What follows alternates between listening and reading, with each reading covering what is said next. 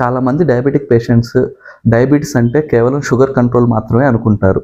So వాళ్ళు కేవలం వాళ్ళ గ్లూకోజ్ లెవెల్స్ 2 నెలలకు ఒకసారి 3 నెలలకు ఒకసారి టెస్ట్ చేసుకుని మాకు బాగానే ఉంది కదా, ఎటువంటి ఇబ్బందులు రావనే అపోహలో ఉంటారు. సో డయాబెటీస్ వల్ల మన రక్తనాళాలు నరాలు దెబ్బతింటూ ఉంటాయి.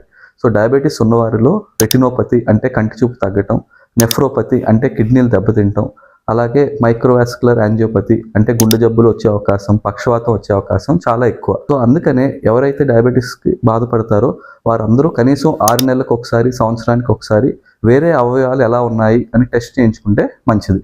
ముఖ్యంగా కిడ్నీ కోసం creatinine, urine albumin creatinine ratio test, గుండె కోసం ఈసీజీ, 2D ఎకో, నరాల కోసం న్యూరోపతి టెస్టింగ్.